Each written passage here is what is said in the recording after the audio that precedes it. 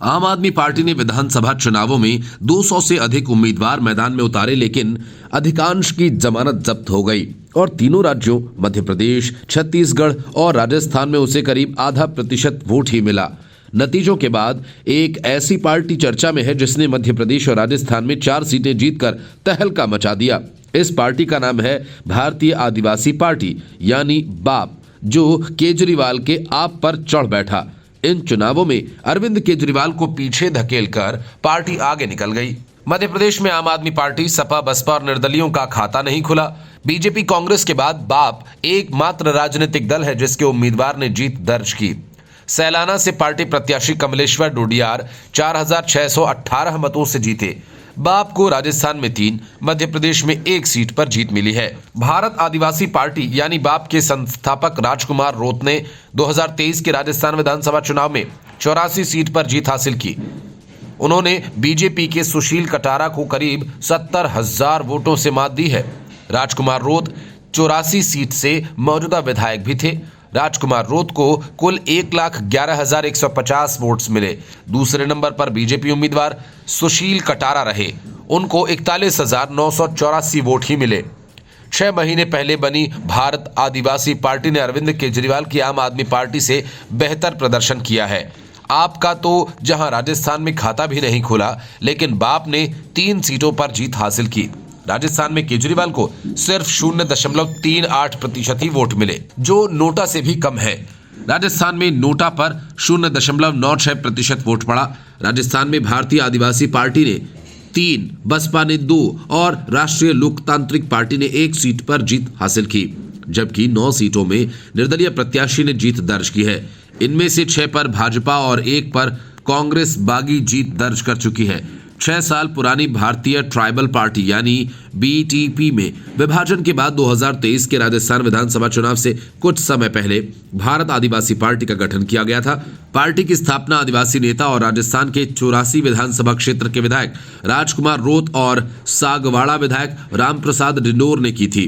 रोत ने कहा था कि बीटीपी के साथ विचारधारा में मतभेद के कारण नई पार्टी का गठन किया गया था। उन्होंने कहा था कि ये बीटीपी के राष्ट्रीय अध्यक्ष की मनमानी के कारण है कि हम अलग हो गए और बाप का गठन किया। बीजेपी और कांग्रेस के लोग वर्तमान में बीटीपी से जुड़े हुए हैं और अपने राजनीतिक हितों के लिए पार्टी को हाईजैक कर लिया है। जो लोग हमारी मूल विचारधारा में विश्वास करते हैं वह बाप में शामिल हुए हैं। उन्होंने कहा था कि बीटीपी के विभाजन से हमारी संभावनाएं प्रभावित नहीं होंगी। बाप ने खुद को आदिवासी समुदाय का हकदार साबित किया, जिसका लक्ष्य शिक्षा, स्वास्थ्य, देखभाल और आर्थिक अवसरों तक उनकी पहुंच में सुधार करना है। बाप पर्यावरण पर ध्यान केंद्रित करने का भी दावा करता है और उसने स्वच्छ ऊर्जा, प्रदूषण नियंत्रण आदि को बढ़ावा देने वाली नीतियों के लिए समर्थन व्यक्त किया है। बाप का राजस्थान में मुकाबला मुख्य रूप से कांग्रेस पार्टी और बीजेपी के साथ है। आदिवासी क्षेत्रों में बाप की उपस्थिति को यही कारण माना गया। कई राष्ट्रीय नेताओं ने चुनाव से पहले अपनी पार्टियों के लिए वोट मजबूत करने के लिए उन निर्वाचन क्षेत्रों का दौरा किया। Bureau report, news of India. 3 राज्यों में कांग्रेस जैसे ही बुरी तरह से हारी, मल्लिकार्जुन खड़गे ने विपक्षी इंडी गठबंधन की बैठक तुरंत बुला ली ताकि कांग्रेस डैमेज कंट्रोल कर सके। लेकिन लगता है कि कांग्रेस ने बैठक बुलाने में काफी देर कर दी। कांग्रेस से नाराज चल रहे नीतीश कुमार की कांग्रेस की हार से एक बड़ा मौका उनके हाथ लग गया है। अरविंद केजरीवाल पहले ही कांग्रेस के साथ सीटों की समझौता नहीं करने को लेकर ऐलान कर चुके हैं। अखिलेश यादव का कांग्रेस से इतना विवाद हो चुका है कि वो फिर कांग्रेस के साथ आए, ये काफी मुश्किल दिखता है। ऐसे में इंडी गठबंधन का भविष्य पूरी तरह से अंधेरे में दिख रहा है। इसलिए जेडीयू नेता केसी त्यागी ने कांग्रेस को जमकर खरी खोटी सुनाई और कहा कि 3 राज्यों में हुई विपक्ष की हार सिर्फ और सिर्फ कांग्रेस की हार है, इसका गठबंधन से कोई वास्ता नहीं। कांग्रेस ने किसी भी घटक दल से न तो संपर्क किया और न ही सहयोग मांगा। मध्य प्रदेश में जेडीयू ने भी अपने उम्मीदवार उतारे थे। केजरीवाल से लेकर अखिलेश यादव तक सब ने अपनी किस्मत आजमाई, लेकिन सबको नोटा से भी कम वोट मिले। बावजूद इसके नीतीश कुमार से लेकर अखिलेश यादव अपनी ताकत कांग्रेस को दिखाने की कोशिश कर रहे हैं। वजह लोकसभा चुनाव के लिए सीटों का बंटवारा है और इसलिए केसी त्यागी ने कहा कि कांग्रेस अपने बलबूते पर भाजपा को हराने की योजना बना रही थी, जो एक दिवा स्वप्न है। उन्होंने कहा कि कांग्रेस के राष्ट्रीय अध्यक्ष मल्लिकार्जुन खड़गे ने 6 दिसंबर को इंडिया गठबंधन की बैठक बुलाई है। अगर उन्होंने 1 महीने पहले ये बैठक बुलाई होती तो नतीजा कुछ और होता। क्षेत्रीय दलों, सामाजिक न्याय के दलों और समाजवादी आंदोलन के बगैर कांग्रेस भाजपा को नहीं हरा सकती। कांग्रेस से समन्वय हो, लेकिन यहां पर इन क्षेत्रीय दलों को अधिक स्वतंत्रता और स्वायत्तता की आवश्यकता होगी। जो कांग्रेस के आधार वाले इलाके थे, अफसोस है कि वहां उसकी हार हुई है। वहीं जदयू के सांसद सुनील कुमार पिंटू ने कहा कि कांग्रेस अपने सहयोगी क्षेत्रीय दलों को आगे करे, तभी 2024 में बेहतर परिणाम विपक्षी दलों के पक्ष में आएंगे। क्षेत्रीय दलों को आगे कर कांग्रेस खुद पीछे रहे। उन्होंने आरोप भी लगाए, क्षेत्रीय दलों को साथ नहीं लेने के कारण ही 3 राज्यों में कांग्रेस की हार हुई है। इस बीच बिहार कांग्रेस कमेटी के अध्यक्ष अखिलेश प्रसाद सिंह ने कहा है कि 4 राज्यों में विधानसभा चुनाव के जो परिणाम आए हैं उसको लेकर पार्टी विश्लेषण करेगी। 3 राज्यों में क्यों हार हुई, इसके कारणों को जानने का प्रयास किया जाएगा। उन्होंने कहा कि हम लोगों को पूरी तरह से उम्मीद थी कि मध्य प्रदेश, छत्तीसगढ़ और राजस्थान में कांग्रेस को जीत मिलेगी, पर ऐसा नहीं हो सका। हम लोगों की अपेक्षा के अनुरूप परिणाम नहीं आए। अरविंद केजरीवाल ईडी के समन को अवैध बताते हैं तो उनसे एक कदम आगे बढ़कर संजय सिंह ने ईडी की चार्जशीट को ही फर्जी करार दे दिया। न्यायिक हिरासत की अवधि समाप्त होने के बाद ईडी ने संजय सिंह को कोर्ट में पेश किया। कोर्ट ने संजय सिंह को 11 तारीख तक फिर से जेल भेज दिया। इससे भड़के संजय सिंह कोर्ट के बाहर निकलते ही चिल्लाने लगे। उन्होंने कहा कि ईडी की चार्जशीट झूठ का पहाड़ है। इसके बाद संजय सिंह ने एक बार फिर पीएम मोदी पर अपनी भड़ास निकालते हुए कहा कि उन्हें बोलने की सजा दी जा रही है। 11 दिसंबर तक जेल भेजे गए संजय सिंह ने कोर्ट रूम से निकलते हुए अपने खिलाफ लगे आरोपों को झूठा बताया। उन्होंने करोड़ों के कैश में रिश्वत लेने वाले संजय सिंह ने कहा कि ईडी की चार्जशीट में सब कुछ झूठ है। कड़ी सुरक्षा के बीच निकलते हुए संजय सिंह ने कहा कि ईडी की चार्जशीट झूठ का पहाड़ है। झूठ का पहाड़ है ईडी की चार्जशीट, झूठ का पहाड़ है। मोदी सरकार के खिलाफ बोलने की ये सजा है, इसके अलावा कुछ नहीं।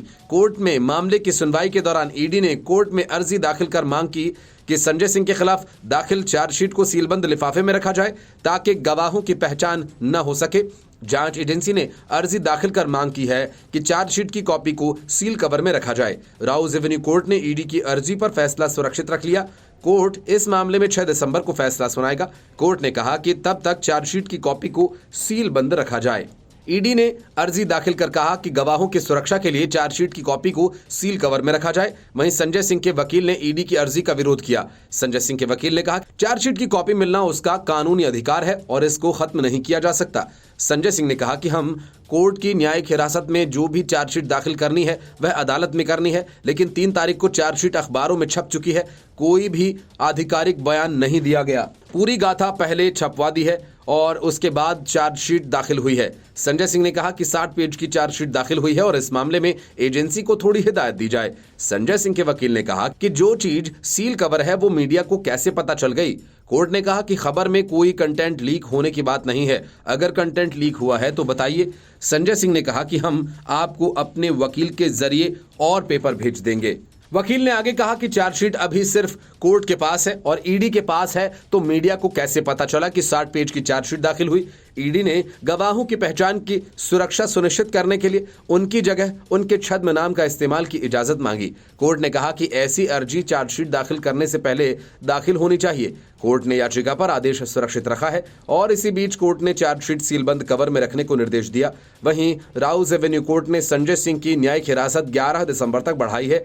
ईडी का आरोप है कि आरोपी कारोबारी दिनेश अरोड़ा ने राज्यसभा सांसद आवास पर 2 किश्तों में 2 करोड़ रुपए नकद पहुंचाए थे। ईडी के अनुसार जांच में पता चला कि अरोड़ा ने सिंह के घर 2 मौकों पर 2 करोड़ रुपए नकद पहुंचाए थे। Bureau report, news of India. Rahul Gandhi ने भारत जोड़ो यात्रा के दौरान जहां जहां भी कदम रखे वहां कांग्रेस की लुटिया डूब गई। क्या बड़ी बात यह कि राहुल गांधी अब भारत जोड़ो यात्रा पार्ट 2 पर निकलने की तैयारी कर रहे हैं। जाहिर है वे इस दौरान जहां जहां जाएंगे वहां भी कांग्रेस का यही हश्र होगा। जैसा मध्य प्रदेश और राजस्थान में हुआ, इस बात की आशंका से कांग्रेस में खलबली मची हुई है। पार्टी के कई नेता अब चाहते हैं कि राहुल गांधी अब बस कृपा करें और कांग्रेस को अपने हाल पर छोड़ दें। लेकिन बड़ा सवाल ये कि आखिर राहुल गांधी को समझाएगा कौन?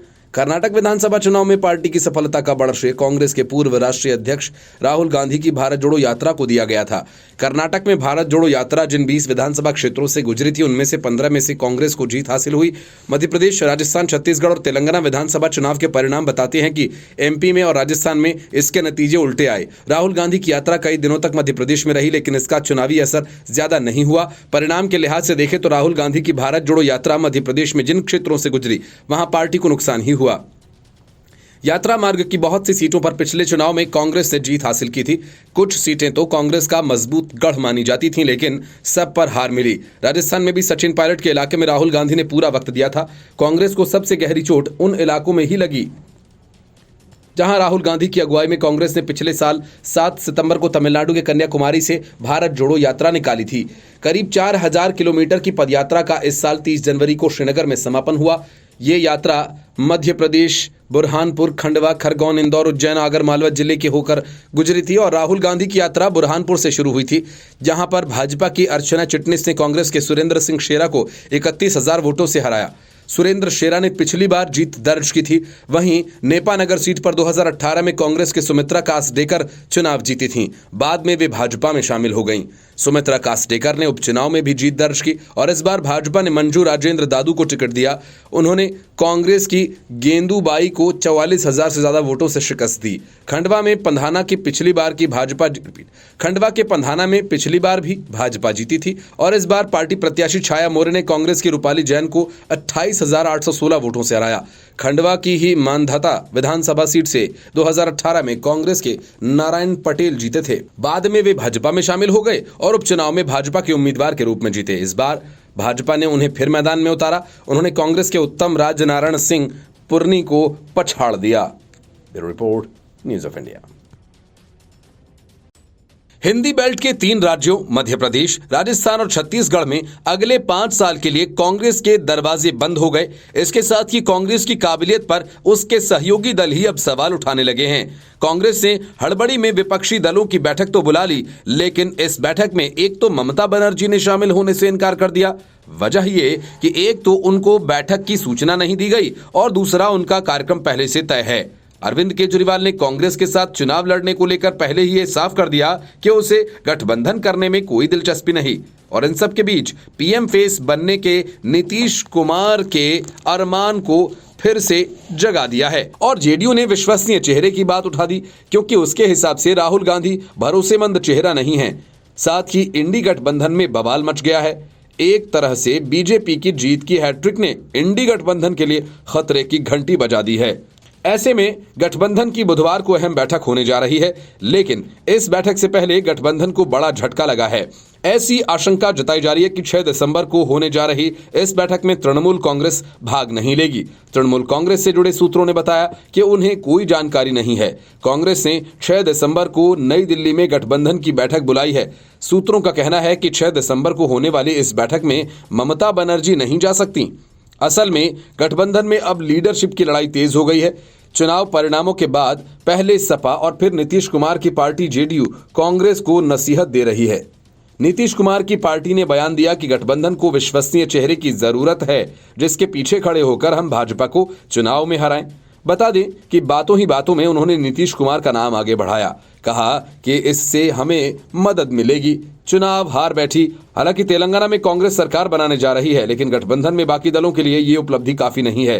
कांग्रेस की हिंदी बेल्ट में करारी हार ने कांग्रेस पर एक बार फिर सवाल खड़े कर दिए हैं।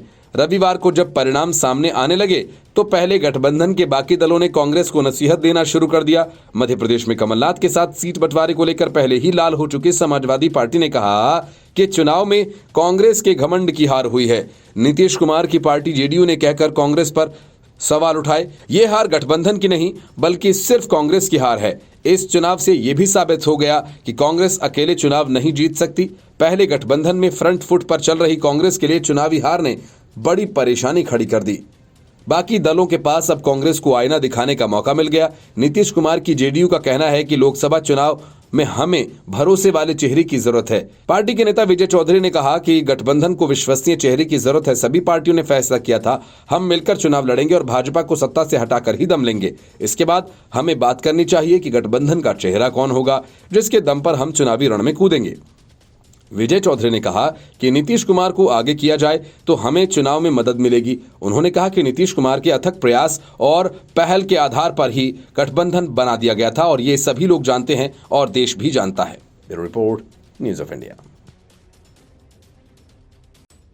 राहुल गांधी कांग्रेस के ऐसे अनोखे नेता हैं जो कब क्या बोल जाएं, क्या कर जाएं, इसकी कोई गारंटी नहीं। राहुल तो ये मानकर बैठे थे कि भारत जोड़ो यात्रा के बाद जातीय जनगणना का डबल डोज उन्हें डायरेक्ट पीएम के पद तक पहुंचा देगा। 5 राज्यों के विधानसभा चुनावों में उन्होंने काफी उछलकूद भी की थी, लेकिन इस दौरान उन्होंने एक विचित्र भविष्यवाणी कर दी जिसे तब तो सबने जुबान का फिसलना बता दिया, लेकिन तब जब राहुल की जुबान फिसली थी वही आज की हकीकत बन गई और कांग्रेस को ट्रिपल झटका लगा। असल में राहुल गांधी ने चुनाव प्रचार के दौरान कहा था कि राजस्थान और छत्तीसगढ़ की सरकार गिरने वाली है। उन्होंने मध्य प्रदेश का नाम नहीं लिया जहां बीजेपी सत्ता में थी, और अब जब नतीजे आए तो वाकई राजस्थान और छत्तीसगढ़ की सरकार गिर गई और मध्य प्रदेश में बीजेपी ने ऐतिहासिक जीत दर्ज की। चुनावी नतीजों के बाद बीजेपी राहुल गांधी के इस बयान पर खूब मजे ले रही है। नतीजों में कांग्रेस पार्टी को राजस्थान, मध्य प्रदेश, छत्तीसगढ़ में करारी शिकस्त झेलनी पड़ी।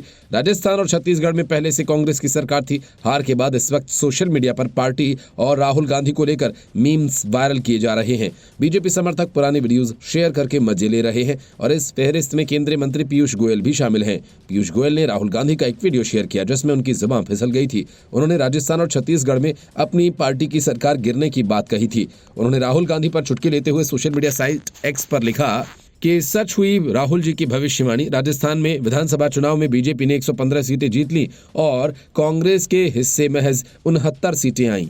निर्वाचन आयोग के अनुसार 200 में से 199 सीटों पर हुए चुनाव की मतगणना का सुबह 8 बजे नतीजा आना शुरू हुआ। नतीजे बीजेपी के पक्ष में गए और मध्य प्रदेश की 230 सीटों पर बीजेपी 164 सीटों पर कब्जा कर बहुमत के साथ सरकार बनाने की ओर आगे बढ़ रही है और कांग्रेस महज 65 सीटों पर सिमट कर रह गई है। कांग्रेस को सबसे बड़ा झटका छत्तीसगढ़ में लगा जहां बीजेपी को छप्पर फाड़ 54 सीटें मिली और कांग्रेस के हाथ महज 35 सीटें आईं। Bureau report, news of India.